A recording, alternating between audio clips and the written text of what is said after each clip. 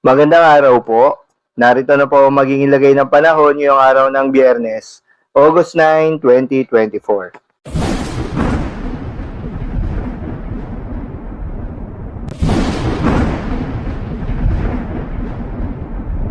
Sa kasalukuyan na tayo sa pag-asa, patuloy pa rin ang pag-iral nitong southwest monsoon o hanging habagat at nakakaapekto sa buong bahagi ng Luzon at western section ng Visayas. Kaya naman asahan yung maulap na kalangitan na may kalat-kalat na mga pagulan at pagkidlat pagkulog. Habang sa nalalabing bahagi ng ating bansa, ay asahan naman yung mga localized thunderstorms. Magandang balita naman dahil ayon sa pag-asa ay wala tayong binabantayan na low pressure area o bagyo sa loob at labas ng Philippine Area of Responsibility na maring makaapekto sa ating bansa.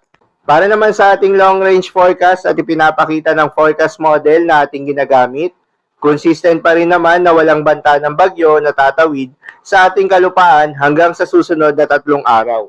Pero asahan pa rin yung epekto ng southwest monsoon na patuloy na hinahatak ng bagyo na nasa labas ng Philippine Area of Responsibility.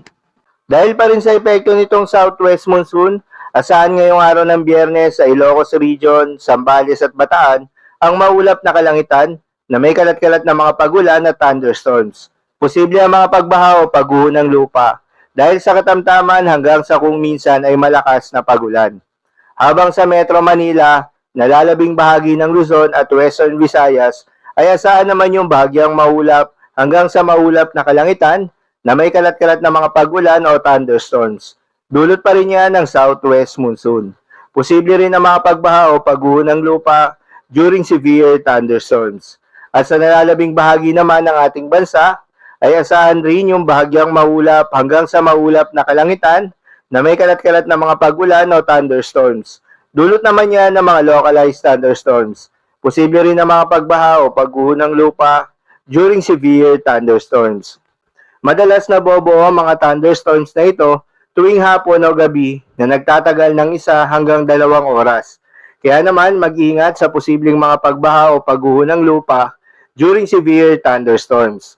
Para naman sa lagay ng mga dagat baybayin, ayon sa pag-asa ay wala tayong nakataas na gale warning sa anumang seaboards ng ating bansa.